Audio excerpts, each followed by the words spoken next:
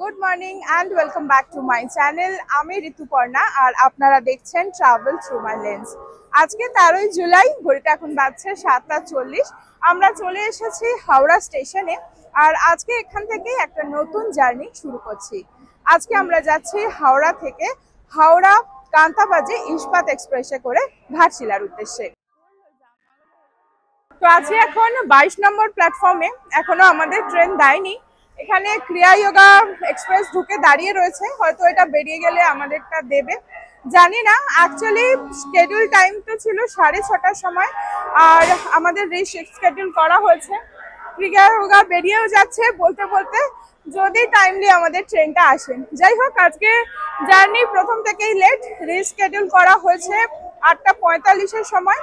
আর আমাদের আজকে হাওড়া থেকে ঘাটশিলা পর্যন্ত যাত্রাপথ হচ্ছে 214 কিলোমিটার, আর এই যাত্রাপথ অতিক্রম করতে আমাদের সময় লাগবে 2 ঘন্টা 51 মিনিট। হাওড়া থেকে ঘাটশিলার উদ্দেশ্যে আপনারা কিন্তু প্রত্যেক দিনই ট্রেন পেয়ে যাবেন। এই ট্রেনটা আজকে আমরা যেটা যাচ্ছি কান্তাবাজি ইস্পাত এক্সপ্রেস নামে ছাড়ছে, বা অল্টারনেটিভ ডেটে কিন্তু এটাই তিতলাগড় ইস্পাত এক্সপ্রেস হিসাবে কিন্তু এখান থেকেই বেরোয়। তো প্রত্যেকদিন 6:35-এ এই ট্রেনটা আপনারা পেয়ে যাবেন। কিন্তু আমার মনে হয় যে এই ট্রেনটা না ধরে ঠিক এর 15 মিনিট আগে 6:20-তে হাওড়া বারবিল জনশতাব্দী এক্সপ্রেস ছেড়ে যাচ্ছে, ওটা ধরাই বেটার। কেন কি এই ইস্পাতটা কিন্তু যা আমার নোটিসে আছে, মোটামুটি মাঝে মাঝেই ডিলেড হয় বা ক্যান্সেল হয় ট্রেনটা। তো আমার মনে হয় আপনারা কিন্তু জনশতাব্দীটাই ধরা কিন্তু বেটার। তো আমাদের আজকে ট্রেন পাইনি, আমরা যেহেতু সানডে যাব বলে এটাকেই আমাদের নিতে হয়েছে। আর যাই হোক, আপনারা যদি যান হাওড়া থেকে অবশ্যই কিন্তু জনশতাব্দীটা ধরার চেষ্টা করবেন। তো ঘড়িতে এখন বাজছে 8:52, আমাদের ট্রেন এই সবে মাত্র দিল। আমরা যাচ্ছি এবার সিসিতে, আর আমাদের কোচ নাম্বার এবার C1। তো চলুন এবার ট্রেনে ওঠা যাক।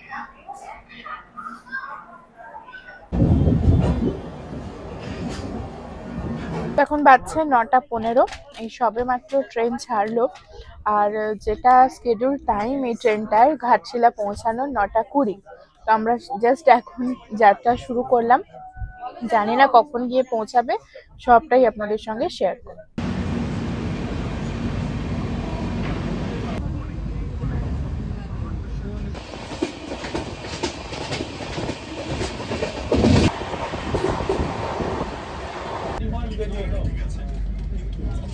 তো ঘড়িতে এখন বাজছে 11:19, খড়গপুর স্টেশন ছেড়ে যাচ্ছে। খড়গপুরের রাইট টাইম ছিল 8:06, এখন যাচ্ছে 11:19। তো এটাই আমাদের যাত্রাপথের প্রথম হল্টিং স্টেশন ছিল খড়গপুর।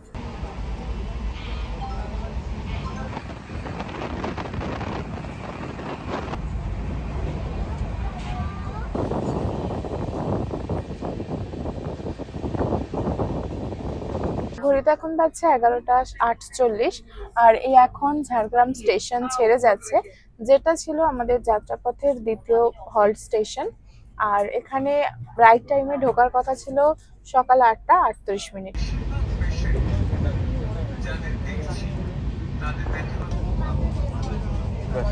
তারপরে আমি নিয়ে লেট করেছে, কিন্তু যা স্পিডে টানছে, একবার স্পিডটা খালি দেখুন। তো ঘড়িতে এখন বাজছে 12:12, ঠিক 2 মিনিট চাকুলিয়া স্টেশনে দাঁড়ালো। এখন আমরা ছেড়ে যাচ্ছি চাকুলিয়া স্টেশন, আর চাকুলিয়া স্টেশনটা হচ্ছে আমাদের পশ্চিমবঙ্গের পর ঝাড়গ্রামে ঢুকে যাওয়ার পর প্রথম হল্টিং স্টেশন ছিল কিন্তু এই চাকুলিয়া।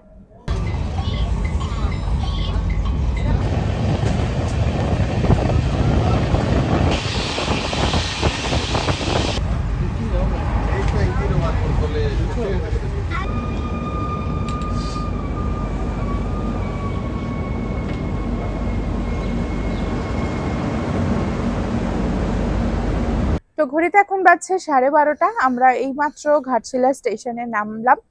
আর ট্রেন মোটামুটি স্মুথই এলো, জার্নিটা ঠিকঠাকই ছিল। আর ওই আগে থেকেই যেহেতু ট্রেনটা লেট ছিল, কিছু করার নেই, রিশিডিউল হয়েছিল 3 ঘন্টা পরে। তো 3 ঘন্টা পরেই আমরা ঘাটশিলা এসে পৌঁছালাম। তো ট্রেন আমাদের নামিয়েছে আজকে 2 নম্বর প্ল্যাটফর্মে, এখান থেকে যাব 1 নম্বর প্ল্যাটফর্মে। 1 নম্বর থেকে বাইরে বেরিয়ে দেখি অটো বলাই রয়েছে হোটেল থেকে। হোটেলে অটো চলে আসলে আমরা একেবারে প্রথমে যাব আজকে হোটেলে। তো চলুন এবার স্টেশন থেকে বেরোনো যাক।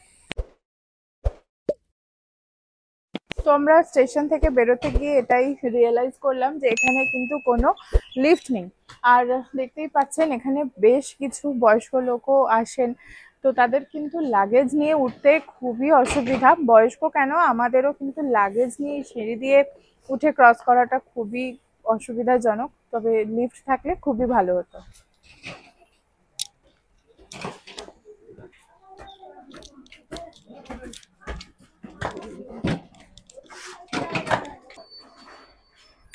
তো আমরা এখন দাঁড়িয়ে রয়েছে ঘাটশিলারি ওভারব্রিজে, আর এখানটা দাঁড়িয়ে জাস্ট আমরা মুগ্ধ হয়ে গেছি, তাই একটু দাঁড়িয়েই পড়লাম। আর চতুর্দিকটা দেখুন পুরো সবুজ লাগছে, দূরে পাহাড় দেখা যাচ্ছে।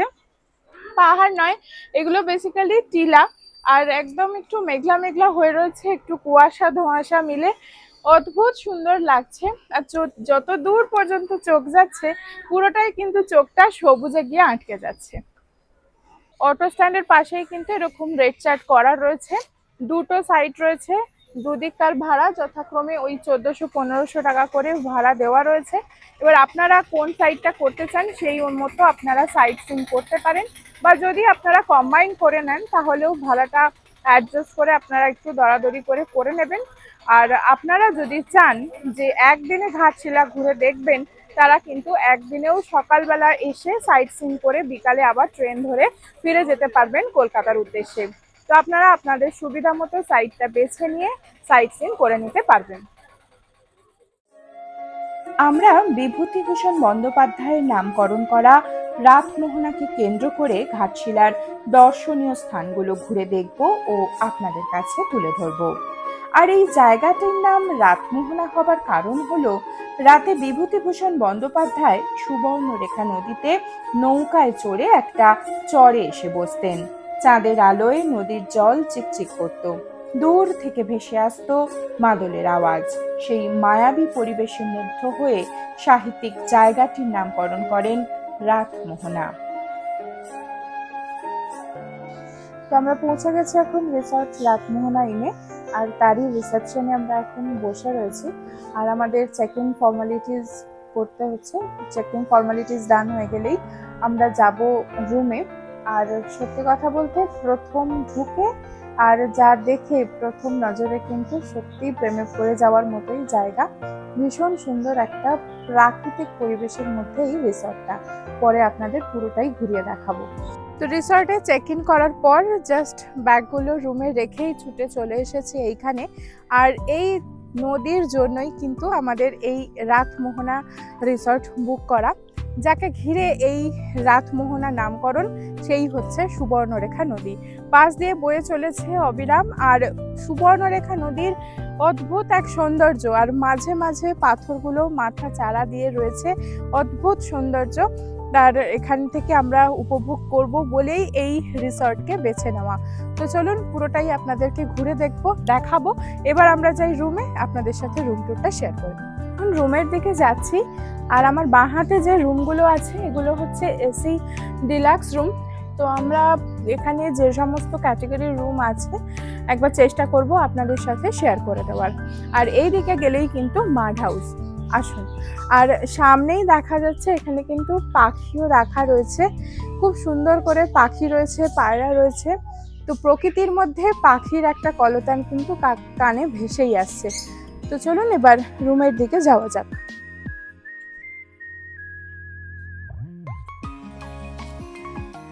এবারে কিন্তু রিসর্ট রাতমোহনা ইনে আমরা নিয়েছি মাড হাউস।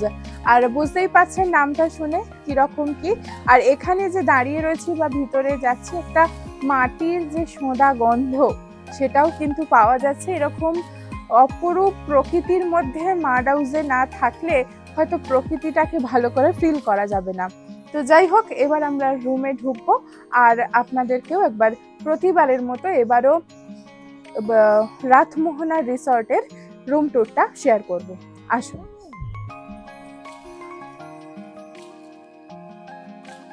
ঘাটশিলা ভ্রমণে আমাদের আস্তানা রিসর্ট রাতমোহনা ইন, তারই রুম নাম্বার 13। আর আগেও বলেছি আজকে 13 তারিখ, তো রুম নাম্বারও 13, ডেটও 13, দুটোই ম্যাচ হয়ে গেছে। তো চলুন এবার রুম টুরটা আপনাদের সঙ্গে শেয়ার করি। এন্ট্রান্স দিয়ে যদি ঢুকি, সামনেই কিন্তু একটা বেড রয়েছে। কিং সাইজ বলবো না, কুইন সাইজ একটা বেড এনারা প্রোভাইড করেছেন। আর বেডের সামনেই দেখতে পাচ্ছেন একটা টিভি রয়েছে, তার সামনে একটা ডেস্ক করা রয়েছে জিনিসপত্র রাখার জন্য।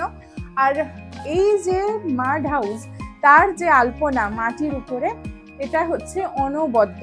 আপনি তো বুঝতে পারছেন না, আপনাদেরকে বোঝাতেও পারবো না। সবে হয়তো মাটির প্রলেপ এখানে দেওয়া হয়েছে, মাটির একটা সোঁদা গন্ধ কিন্তু ঘর থেকে পাওয়া যাচ্ছে। রুমটাকে যে খুব একটা বড় বলবো সেটা কিন্তু নয়, দেখতেই পাচ্ছেন রুমের আয়তনটা কতটা। যাই হোক, ঠিকঠাক খুব সুন্দরভাবে সাজানো গ্রাম বাংলার একটা ছোঁয়া কিন্তু ঘরের মধ্যে থেকে পাওয়াই যাচ্ছে। ঘরের এদিকে কিন্তু একটা দেখুন কোজি কর্নারও রয়েছে, আর এখানে ছোট্ট করে বসারও একটা অ্যারেঞ্জমেন্ট করা রয়েছে। আর এখান থেকে বসে সামনের দিকে যদি তাকাই, ওপরে কিন্তু দরমার ছাদ করা রয়েছে, মাড হাউসের সঙ্গে একদম অ্যাপ্রোপ্রিয়েট। ওয়াশরুমটা পরিষ্কার পরিচ্ছন্ন, নিট অ্যান্ড ক্লিন, আর কোমরটাও স্যানিটাইজ করা রয়েছে। গিজারও রয়েছে, আপনারা যারা শীতকালে আসবেন মনে করছেন কোনো অসুবিধা হবে না। এক কথায় বলা যেতে পারে একটা বা দুটো রাত কাটাতে গেলে আমাদের যা যা বেসিক নিড দরকার সমস্ত কিছুই রয়েছে ওয়াশরুমে। তো সামনেই রয়েছে একটা ওয়ার্ড্রপ, এখানে জামা কাপড় অনায়াসে রাখা যাবে। আর তার পাশে যদি আসি, এখানে রয়েছে একটা আয়না, আয়নাকে ঘিরে সুন্দর করে আলপনাও দেওয়া রয়েছে। আর আয়নাটাকে কমপ্লিমেন্ট করছে কিন্তু এই লাইটটা, ভীষণ সুন্দর, ঘরের থিমের সঙ্গে ম্যাচ করে একটা লাইটও আছে।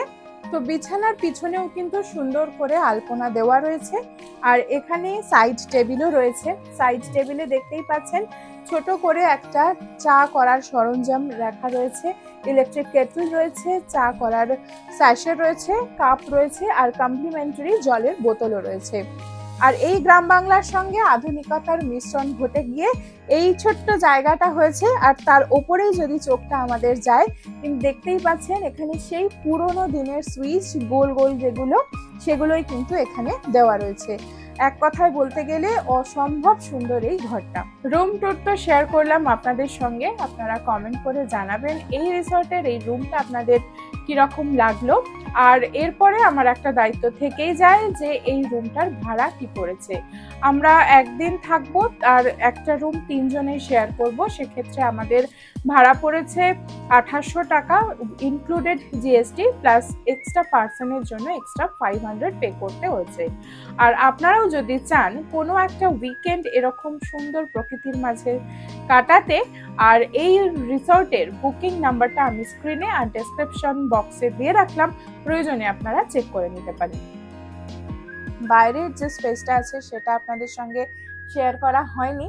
তো এখানে দেখুন ঢোকার সামনেই কিন্তু সুন্দর একটা সিটিং অ্যারেঞ্জমেন্ট করা রয়েছে। আপনারা পরিজনের সঙ্গে বা বন্ধু বান্ধবের সঙ্গে কিন্তু বিকালবেলা এখানটা বসে খুব সুন্দর করে সময় কাটাতে পারবেন।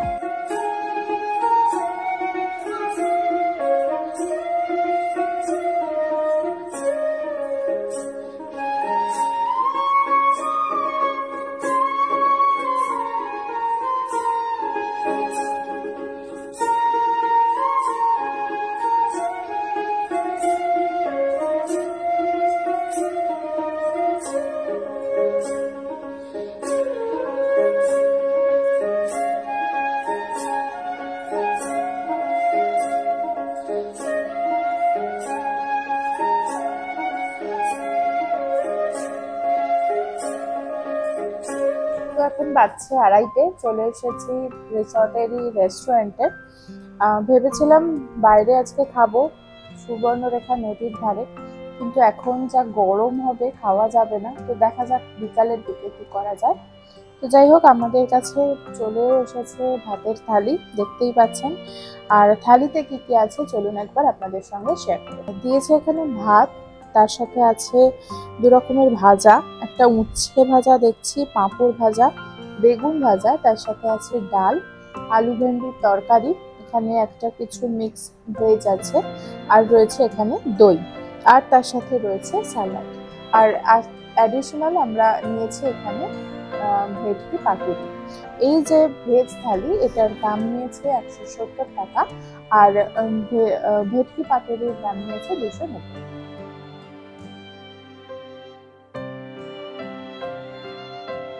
রিসর্টেরই লনে সুন্দর একদম ফাঁকা দোলনা ছাড়া যায় না, তো সেই সুযোগ আমরা ছাড়িনি, বসে পড়েছি। আর পাশ দিয়ে সুবর্ণরেখা নদী বয়ে চলেছে, অদ্ভুত সুন্দর লাগছে। তো এখানেই একটু বসে আছি। এবার আসা যাক খাওয়ার কথায়।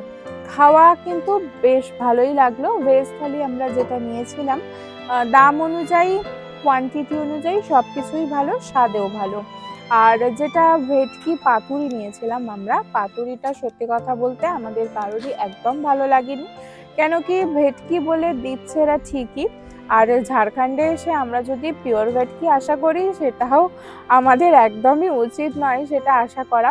যাই হোক, মাছটা কিন্তু ভালো ছিল না, আদারওয়াইজ খাওয়া ভেজ থালিটা আমাদের সত্যি ভীষণ ভালো লেগেছে। তো ঘড়িতে এখন বাজছে 4টে, আমরাও একটু রেস্ট নিয়ে ফ্রেশ হয়ে বেরিয়ে পড়েছি, আর অটোওয়ালাও চলে এসেছে। তো একটু সাইট সিইং করবো এখন, যতটা করা যায়। আর এখন প্রথমে আমরা যাব সিদ্ধেশ্বরী হিলটপ। গ্রাম ছাড়া ওই রাঙা মাটির পথ আমার মন ভুলায় রে।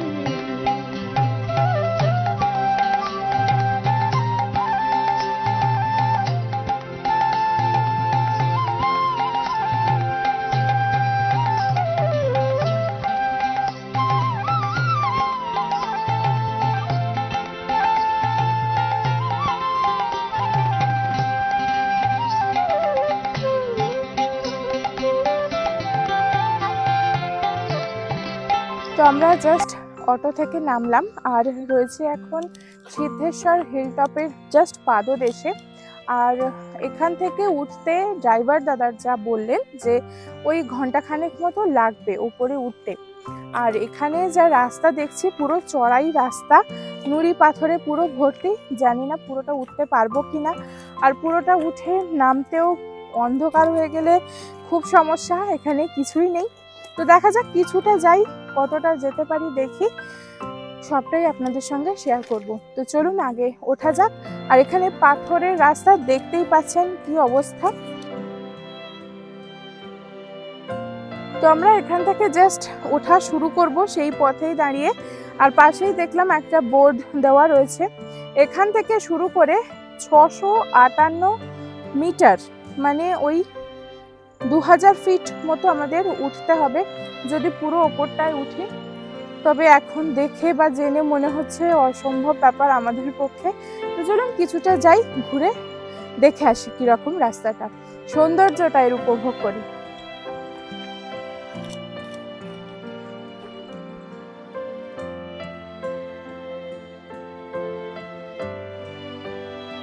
অসম্ভব সুন্দর একটা প্রকৃতি, চতুর্দিকে শালে ঘেরা জঙ্গল, আর তার মধ্যে দিয়ে পথ উঠে গেছে ওপরে।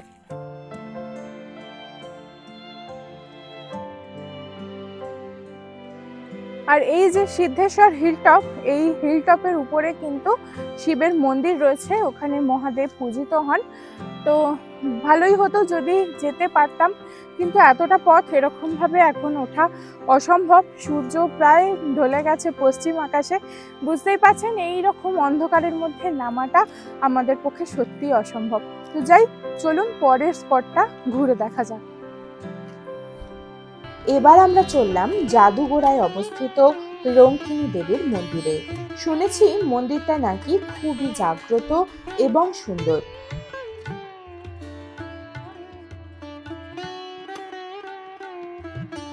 তো আছি এখন আমরা জাদুগোড়া রঙ্কিনী মাতার মন্দিরের সামনে।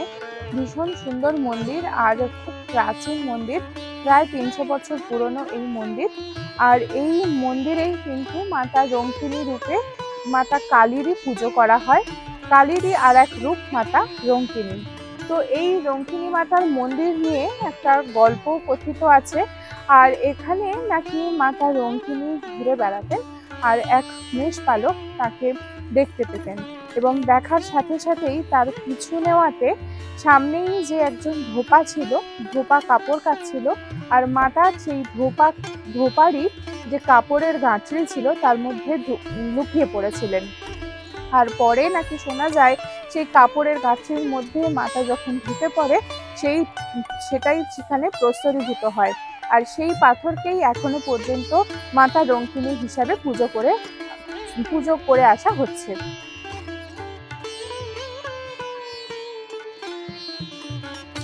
তো রঙ্কিনী মাতার মন্দিরের পাশে কিন্তু বাবা মহেশ্বরও রয়েছে, কেন কি মায়ের মন্দিরের পাশে বাবার মন্দির না থাকলে সেটা অসম্পূর্ণ থেকে যায়। আর পাশে ডান দিকে দেখতেই পাচ্ছেন এখানে কত নারকেল লাল শালুতে মুড়ে বাঁধা রয়েছে মনস্কামনা পূরণের জন্য। আর এটা দেখেই কিন্তু বোঝা যাচ্ছে যে এই রঙ্কিনী মাতার মন্দির কতটা জাগ্রত।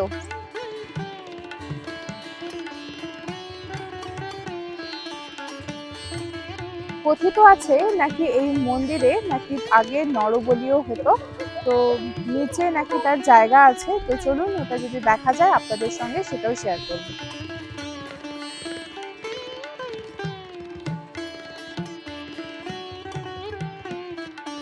মন্দিরের সামনেই পুজো দেবার জন্য ডালার দোকান আছে। রাস্তা খারাপের জন্য আমরা যেখানে নরবলি দেওয়া হতো সেখানে যেতে পারিনি।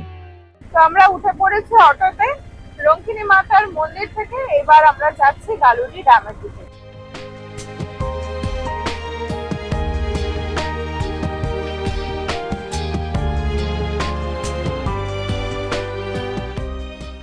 এখন নদীতে জল বেড়ে গেছে, বাঁধও খানিকটা খোলাও রয়েছে। আর দেখতেই পাচ্ছেন জল বেড়ে কিরকম ভাবে স্রোতে বইছে। জাস্ট গাড়ি থেকেই দেখে আমাদের বেরিয়ে যেতে হচ্ছে। সামনে বাঁধের ওপর গেলে ভালো হতো, কিন্তু কোনো উপায় নেই। গিরিডি ড্যাম দেখে ফিরছি, আর দেখুন বাইরের কি দুর্যোগপূর্ণ অবস্থা। এতটাই বৃষ্টি পড়ছে সামনে কিছুই দেখা যাচ্ছে না। তার মধ্যে অটোতে না আছে ওয়াইপার না আছে হর্ন। খুব রিস্কেই রিসর্টের দিকে যাচ্ছি।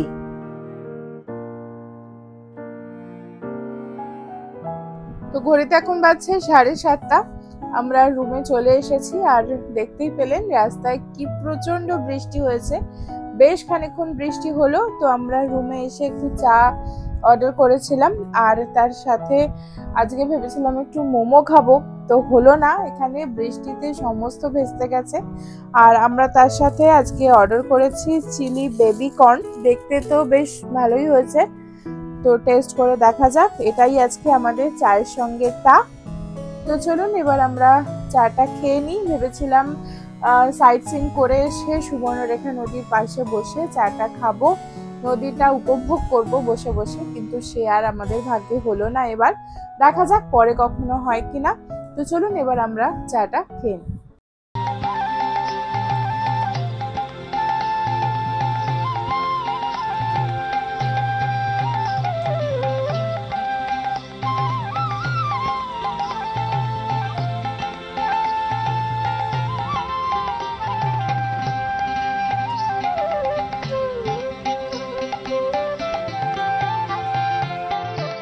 বৃষ্টিটা একটু কমতে একটু বাইরে ঘুরে আসলাম, আর ভালো লাগছে না রুমের মধ্যেও বসে থাকতে এসে, কিন্তু কিছু করার নেই, বৃষ্টিটা এমন হলো।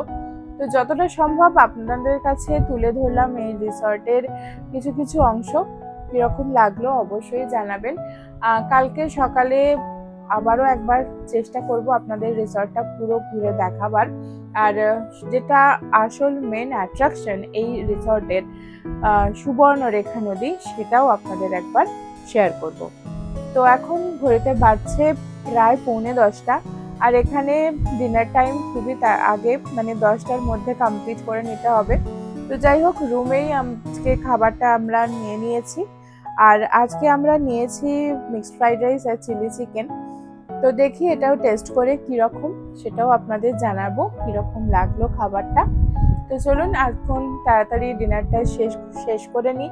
সারাদিন বৃষ্টিতে ভিজে ঘুরে বেশ ভালোই ধকল গেল। তো খাবারটা খেয়ে দরকার একটা লম্বা ঘুমের। দেখা হচ্ছে কাল সকালে।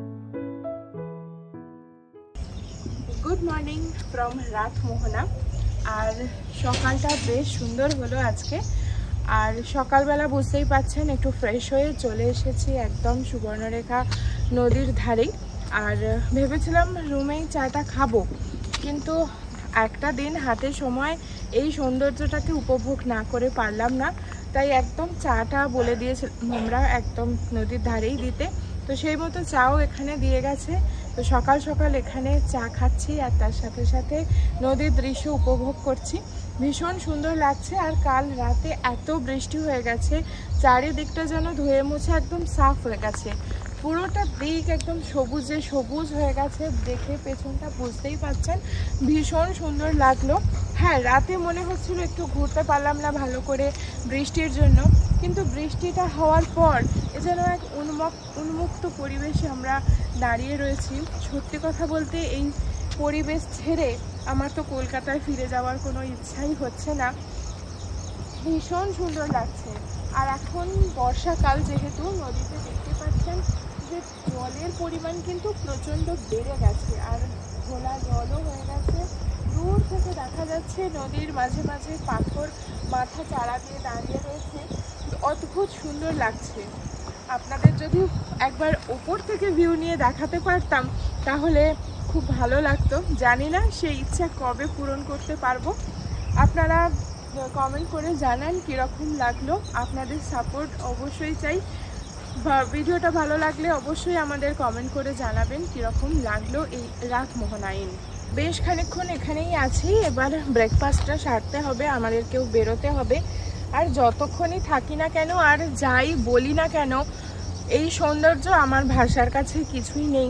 তবে হ্যাঁ, এ কথা এখানে দাঁড়িয়ে ভীষণ মনে হচ্ছে যে আগেকার দিনের লোকেরা যখন হাওয়া বদলে আসতো, বিশেষ করে যারা ভ্রমণ পিপাসু বাঙালি ছিলেন, এই গিরিডি বলুন বা ঘাটশিলায় হাওয়া বদলের জন্য তো আসতো, এ সমস্ত শুনে এসেছি। কিন্তু আমি এই প্রথমবার এসে জিনিসটাকে ফিল করছি যে হ্যাঁ, প্রকৃতি এখানে কত সুন্দর, সবুজ প্রকৃতি, নদী বয়ে যাচ্ছে, তার মাঝে মাঝে পাহাড়, অনবদ্য এক সৌন্দর্য, তা ভাষায় প্রকাশ করা যায় না।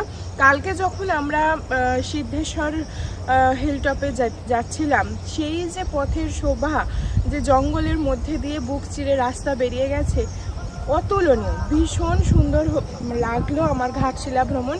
খুব ভালো এক্সপিরিয়েন্স। রিসর্টটাও খুব ভালো, কোনো দিক থেকে কোনো অসুবিধা হয়নি। খাবার দাবারও ভালো। এক কথায় আমাদের ঘাটশিলা ভ্রমণ একদম 1 নম্বর দিতে পারি।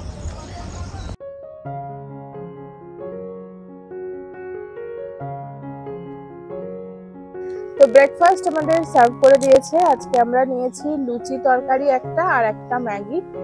আর এখন সত্যি কথা বলতে একটু হালকা করে খেয়ে বেরোবো, সাইট সিন করবো আমরা বেরিয়ে। তো এটাই আমরা একটু শেয়ার করে খেয়ে নেবো। আর ম্যাগিটা তো খুব সুন্দরই করেছে দেখছি, হাক্কা ম্যাগি করে দিয়েছে।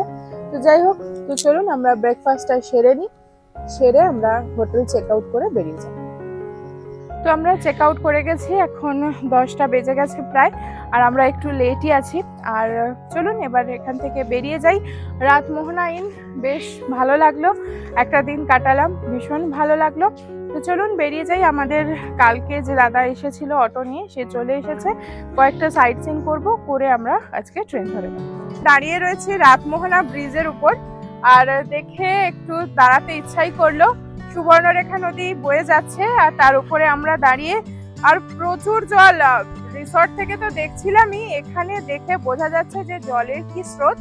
আর বাঁদিকে যে ফ্যাক্টরিটা দেখছেন, ওটা হিন্দুস্তান কপার ফ্যাক্টরি ছিল, এখন সেটা বন্ধ হয়ে গেছে, ভগ্ন দশায় পড়ে রয়েছে। তো যাই হোক, আর বেশি সময় দাঁড়ালে চলবে না। আর দূরে দেখা যাচ্ছে রাতমোহনা রিসর্ট ইন, ভীষণ সুন্দর লাগছে। ওদিক থেকে আরো ভালো লাগছে, নদীতে পাহাড়গুলো স্পষ্ট করে দেখা যাচ্ছে। তো চলুন, আমরা অলরেডি লেট, আর এখানে সময় নষ্ট করব না, আগে এগিয়ে যাই।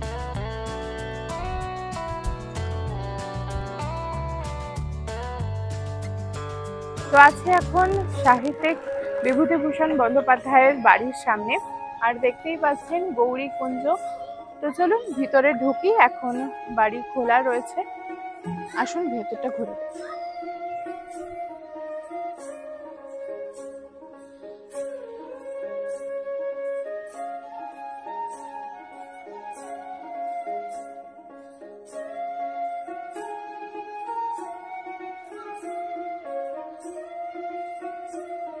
এই বাড়িতেই কিন্তু বিভূতিভূষণ বন্দ্যোপাধ্যায় তার শেষ নিঃশ্বাস ত্যাগ করেছিলেন 1950 সালের 1 নভেম্বর। আর এখন যে মঞ্চের সামনে দাঁড়িয়ে রয়েছি এটা হচ্ছে অপুর পাঠশালা। এখানে বিভূতিভূষণ বন্দ্যোপাধ্যায়ের বাড়ির তত্ত্বাবধানে একটা প্রাথমিক স্কুল চালানো হয়, তারই ক্লাস হয় পিছনে। আর এই যে গৌরীকুঞ্জ বাড়িটার নাম দেওয়া রয়েছে, তার প্রথমা স্ত্রী গৌরী দেবীর নামানুসারেই এই বাড়ির নামকরণ করা হয়েছে। আর এটার কিন্তু টাইমিং রয়েছে সকাল 8টা থেকে 1টা পর্যন্ত খোলা থাকে সকালবেলা, মাঝের সময়টা বন্ধ থাকে, আবার 3টের সময় খোলা হয়, 5:30টা পর্যন্ত খোলা থাকে। তো আপনারা যখন আসবেন টাইমটা মেনটেন করে আসবেন। আর চলুন এবার এখান থেকে বেরিয়ে যাই। আর এখানে কিন্তু পথের পাঁচালীর যে অপু দুর্গা আমরা সকলে পরিচিত, সেই ছবিটাও কিন্তু করা রয়েছে। তো আমরা চলে এসেছি এখন ফুলডুংরি পাহাড়ে, যেখানে বসে বিভূতিভূষণ বন্দ্যোপাধ্যায় চাঁদের পাহাড়, আরণ্যক এই সমস্ত উপন্যাসগুলো লিখেছেন। আর এখান থেকে দেখে যা মনে হচ্ছে এত মানে ভালো একটা জায়গা যেখানে স্মৃতি বিজড়িত রয়েছে বিভূতিভূষণ বন্দ্যোপাধ্যায়ের, কিন্তু কোনো রকম কোনো মেনটেনেন্স নেই, কিছু নেই। দেখতেই পাচ্ছেন পুরো পাহাড়টার উপরে পাথরের রাস্তা আর শুধু জঙ্গলে ভরা। তো এইরকম স্মৃতি বিজড়িত জায়গাগুলোকে যদি সংরক্ষণ করা হয় তাহলে আমাদের মতো পর্যটকরা যখন ঘুরতে আসি তাদেরও সুবিধা হয়। এটা তো পুরো জঙ্গল হয়ে রয়েছে, দেখুন এর মধ্যে দিয়ে যেতেও এখন যেহেতু ফাঁকা ভয় লাগবে। তো যাই হোক, যতটা ওঠা যায় উঠি, দেখা যাক।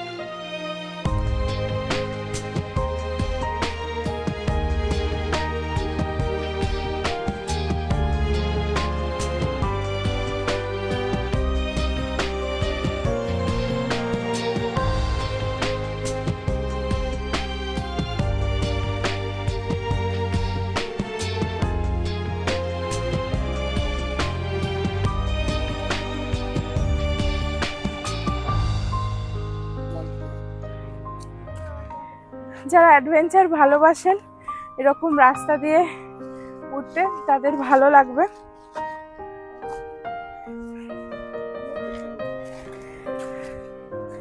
আমরাও চেষ্টা করছি ওঠার, এই জঙ্গলের মধ্যে দিয়ে উঠতে, দেখি কতটা উঠতে পারি। তো আমরা উঠে পড়েছি এখন ফুলডুংরি পাহাড়ে। আর এখানে সত্যি এখানে বসে আরণ্যক লেখার মতোই জায়গা, দেখতেই পাচ্ছেন চতুর্দিকে পুরো বনে জঙ্গলে ভরা, শাল গাছের জঙ্গল, আর তার মাঝখান দিয়ে এরকম পথ। আর ওই যে টিলাটার মাথা ওইখানটাতে কিন্তু সিমেন্ট দিয়ে জাস্ট বাঁধানো রয়েছে, আর কিছুই নেই এখানে। স্মৃতি বিজড়িত জায়গাগুলো যদি এরকম ভাবে পরিত্যক্ত হয়ে যায় ভালো লাগে না। আজ কিছুই নেই, জাস্ট পাহাড়টা এরকমই রয়েছে। এখানে বসে বিভূতিভূষণ বন্দ্যোপাধ্যায় তার অমর সাহিত্য রচনা করে গেছেন। তো নেমে এলাম ফুলডুংরি পাহাড় থেকে। ওপরটা তো দেখালামই কিরকম অবস্থা, আর কিন্তু এই জঙ্গলের মধ্যে অন্যরকম একটা রোমাঞ্চও রয়েছে। তো যাই হোক, এবার আমরা পরবর্তী স্পটের দিকে এগিয়ে যাব। कागज के दो पंख लेके उड़ा चल जाए रे, जहाँ नहीं जाना था ये वही चला आए रे। उम्र का ये ताना वाना समझ न पाए रे, जुबां पे जो मोह माया नमक लगाए रे, के देखे न भाले न जाने न दाए रे, दिशाहारा केमन बोका মনটা রে। বুরুডি লেকে যাওয়ার পথে এখানটা দেখে আমরা না দাঁড়িয়ে পারলাম না। বুরুডি লেক ওভারফ্লো হয়ে গেছে, কালকে তো প্রচন্ড বৃষ্টি হয়েছে। আর এইসব দেখছেন যেসব গার্ডওয়াল যেগুলো ছিল জলের তোড়ে, কিন্তু কাল সব ভেঙে গেছে আর ওভারফ্লো করে জল বয়ে চলেছে। তো চলুন এবার দেখি বুরুডি লেকে গিয়ে ওখানে কি অবস্থা।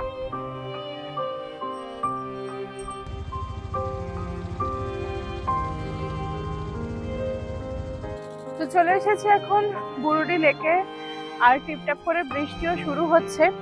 আর যেরকম পথের মধ্যে দিয়ে এলাম সবটাই তো কিছু কিছু শেয়ার করলাম, সবটা তো শেয়ার করা সম্ভব নয়। আশা করি বুঝতেই পারছেন যে এই বর্ষায় ঘাটশিলা কি অপরূপ সুন্দর হয়ে উঠেছে। তো চলুন আগে দেখা যাক, আগে যাই একটু বুরুডি লেকটা ঘুরে দেখি।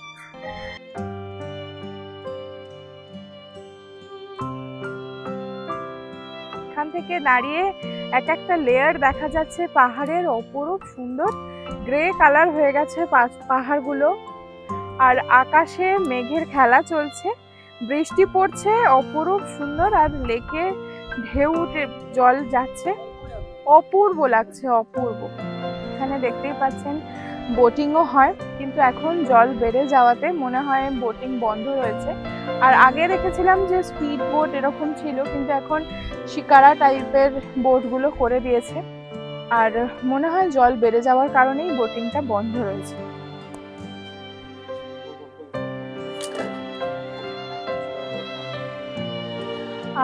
100 টাকা করে পার হেড তো ভাড়া ছিল, তবে এখন নতুন আপডেট কি আছে না আছে এখানে বন্ধ থাকার জন্য নতুন কোনো কি আপডেট হয়েছে সেই তথ্য আপনাদের কাছে জানাতে পারলাম না। বোটিংটা এখন দেখাতে পারলাম না, তো এখান থেকে 360 ডিগ্রি যে ভিউটা আসছে সেটাই আপনাদের সঙ্গে একবার শেয়ার করে নিই। এখান থেকে অদ্ভুত সুন্দর লাগছে, দেখতেই পাচ্ছেন এর কি প্রাকৃতিক দৃশ্য। আর এখানে দাঁড়িয়ে মনে হচ্ছে আমরা ভালো না লাগলেই দীঘা মন্দারমণি চলে যাই। হ্যাঁ মানছি, উইকেন্ড কাটানোর জন্য ওগুলো একরকম ডেস্টিনেশন, খুবই ভালো। কিন্তু এইরকম নির্জন পরিবেশকে উপভোগ করতে হলে, নিজের প্রিয়জনের সঙ্গে সময় কাটাতে হলে একান্ত নিভৃতে চলে আসুন ঘাটশিলা, ভীষণ সুন্দর লাগবে আপনাদের।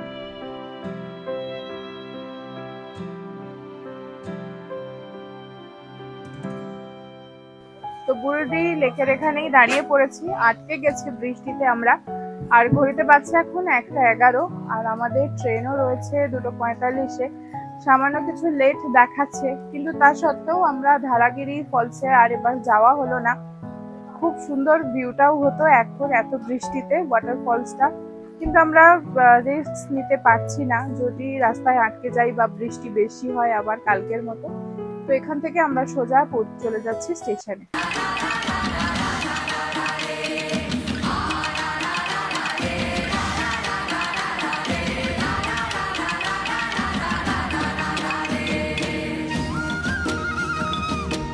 স্টেশনের সামনে একটা ভাতের দোকানে আমরা এখন বসে আছি, 2:30 বাজছে। তো ভেবেছিলাম লাঞ্চটা স্কিপ করব, কেক বিস্কিট এইসব দিয়ে চালিয়ে দেবো, কিন্তু তার করলাম না, কেন কি ট্রেনটা আবার একটু লেট করেছে, 4টের সময় দেখাচ্ছে। তো আমরা ওই জন্য এখানে এসে রুটি তরকা নিয়েছি, আর তার সাথে একটা ডিম থালিও নিয়ে নিয়েছে। তো এখান থেকে জাস্ট একটু খাওয়া, এই যা, খেয়ে স্টেশনে চলে গিয়ে ওয়েট করা ছাড়া আর উপায়। ঘাটশিলা ভ্রমণ আমাদের কিন্তু সমস্ত কিছু নিয়ে ভীষণ ভালো কেটেছে। আমরা ভীষণ এনজয় করেছি, প্রকৃতিকে এনজয় করেছি, মনে হচ্ছে একদম কাছ থেকে। এদিক ওদিক ভিডিওর খাতিরে কিছুটা না কিছুটা আমাদের ঘুরেছি এখনো পর্যন্ত স্বল্প আমাদের অভিজ্ঞতায়, কিন্তু এই ঘাটশিলা আমাদের প্রাণ ছুঁয়ে গেছে। সত্যি কথা বলতে এত কাছ থেকে বর্ষাকে আমরা খুব ভালো মতো অনুভব করেছি, একদম পরিষ্কার আকাশে, মানে নির্মল বাতাস যাকে বলে। আর আরো বেশি অনুভব করতে পেরেছি আমরা কিন্তু ওই টেম্পু অটো যেগুলো, ওগুলোতে ঘুরেছি বলে। নাহলে গাড়িতে ঘুরলে এই যে জল ঝাপটা দিচ্ছে, প্লাস্টিক সরে যাচ্ছে, উড়ে যাচ্ছে, সেগুলোকে নিয়ে একদম একাকার হয়ে গেছে সমস্ত কিছু। যাই হোক, এই ব্যাপারটা কিন্তু আমরা এই ভিডিওতে, এই পর্বে আমরা খুব অনুভব করেছি, খুব ফিল করেছি, খুব ভালো লেগেছে। এবার আপনাদের পালা আমাকে জানানো যে আপনাদের কিরকম লাগলো। যদি ভালো লেগে থাকে অবশ্যই কমেন্ট করে জানাবেন ভিডিওটা কিরকম লাগলো, আর একটা লাইক করতে কিন্তু ভুলবেন না। আর এই ভিডিওর মাধ্যমে যারা নতুন দেখলেন আমাকে, ভালো লেগে থাকলে ভিডিওটা সাবস্ক্রাইব করে আমার পাশে থাকবেন, আর পাশে থাকা বেল আইকনটাও প্রেস করতে ভুলবেন না। তো দেখা হচ্ছে তাহলে নতুন কোনো জায়গার নতুন কোনো ভিডিও নিয়ে। আজকে এই পর্যন্তই।